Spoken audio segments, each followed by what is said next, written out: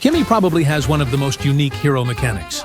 Her basic attack, unlike other marksmen, does not have an attack speed, but instead deals continuous damage in one go, almost as if she has max attack speed from the start. Her build usually consists of magic items, since she scales mostly with magic, but her attacks also trigger item passives, such as Demon Hunter and Corrosion Scythe. So I was wondering, what if I were to use her with the Trinity build? Wouldn't that be like she has a permanent Claude ultimate, since she can trigger the passive effects of these items continuously? You may think that she will lack damage since she scales with magic. But wait, her passive is such that every attack speed she gains turns into magic power. So even after building her with Trinity items, she will still have some amount of raw magic power. Anyways, enough talking. Let's dive straight into the game. Welcome to Mobile Legends! Kimmy can be played on both either gold or mid lane, although I prefer playing her on mid thanks to her fast clearing speed. In lane, I can bully almost anyone thanks to my passive, which not only deals a ton of damage, but has a really long range when triggered. How you like that, huh?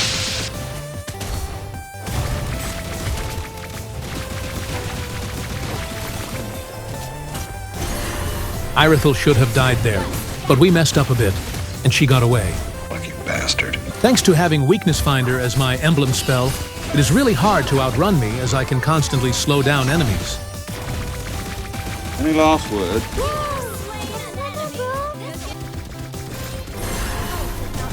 What do we have here?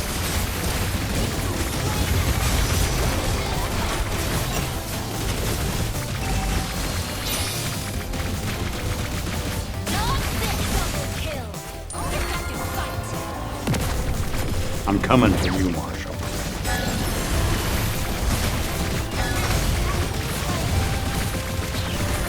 Now that I have Corrosion Scythe, pairing it with Weakness Finder will slow down enemies by a lot.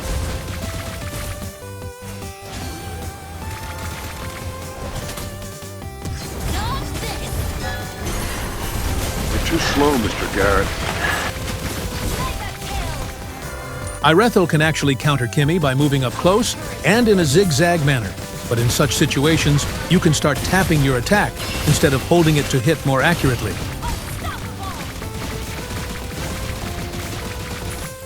I guess this Tig thought he could defend the lane, but he got slowed to death instead. Get back and fight! And you're dead again. Monster kill! Now that I was really fed and dominating, the enemies tried to gank my lane to try and stop me from snowballing further. Oh no!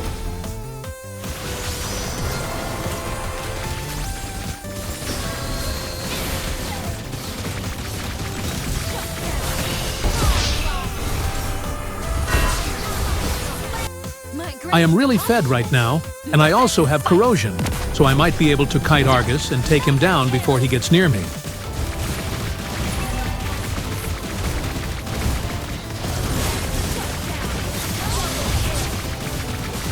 Bruh. I guess I was wrong.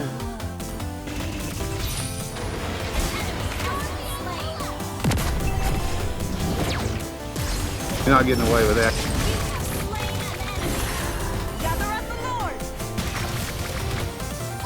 I don't know how many times this has happened on this channel now, but yet again, after taking the Lord, we start a fight and immediately waste it.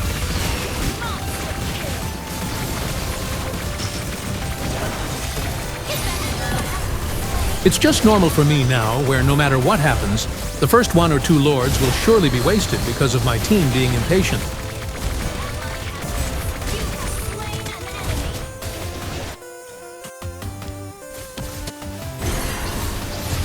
Only room for combat essentials.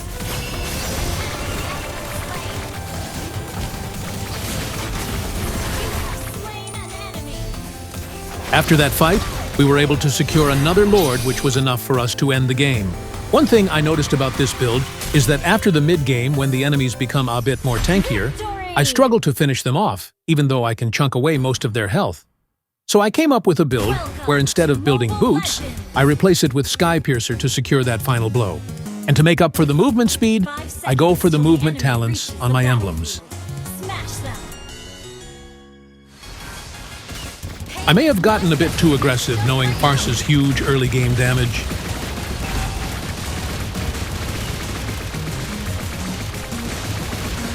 That hurts. I really didn't expect her and got caught off guard. I did not expect that to happen. You're gonna die!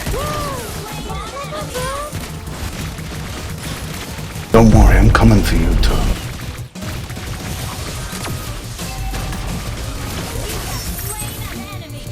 Get back and fight.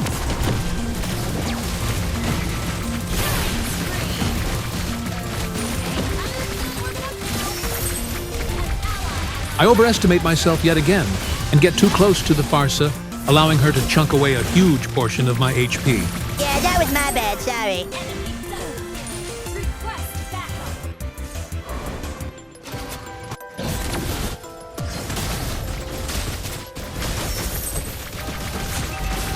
There is no escape.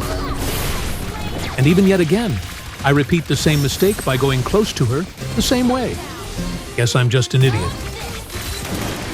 But at least I did not die this time. Get back and fight. Expect the unexpected.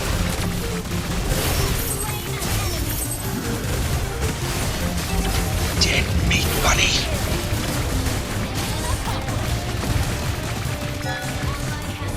My decision to build the Sky Piercer is really coming in handy. I'm able to secure kills left and right.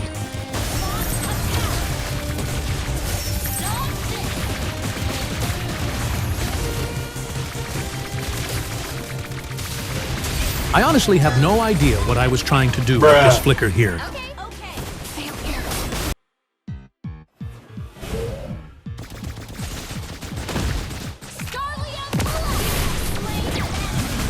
It may look like I'm just last hitting and securing kills without dealing damage, but at the end of the match, the scores I usually get say otherwise.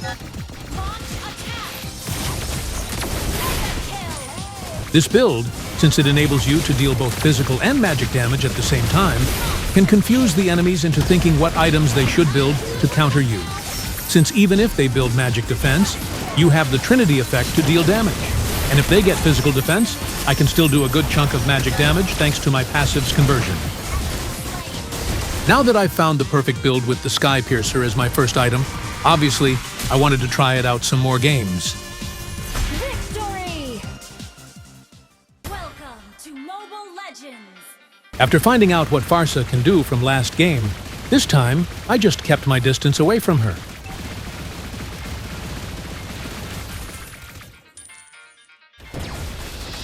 You're so dead.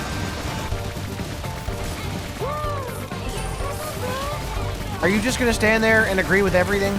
Kimmy's damage is so gradual that you don't really notice it, but before you even know it, you're at 1 HP.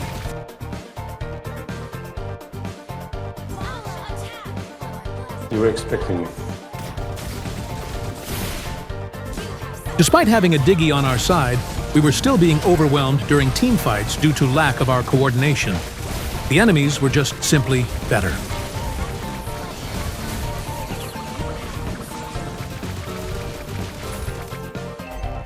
We were able to get some pickoffs here and there, but that simply wasn't enough. And I guess it was either because they outdrafted us or the coordination that they had, we were unable to keep up, and they slowly choked us out.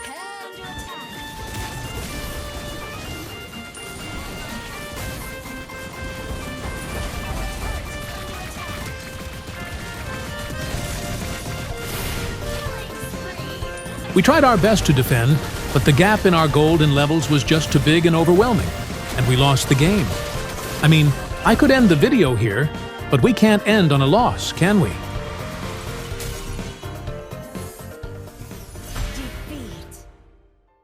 Guess what? My dumbass forgot to hit record, and I played the whole game without even realizing. I know match replays are more boring to watch, so I'll make it quick. I was making sure to bully the heck out of this Xavier, since I'm much stronger at level 1. Come fight me like a real man.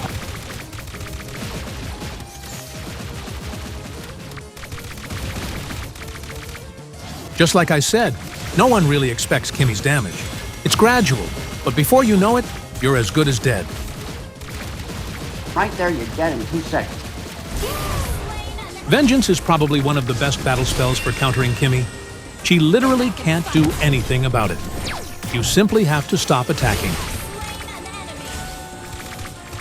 Anyways, in conclusion, I would say that this build is actually not that bad and can be used in certain scenarios. Enemies won't be able to just simply build one defense item for you, since you'll be doing both magic and physical damage, and that too, a lot of it. Although I will say that her normal build is just as effective and is miles ahead when it comes to utility, such as with Ice Queen and Glowing Wand.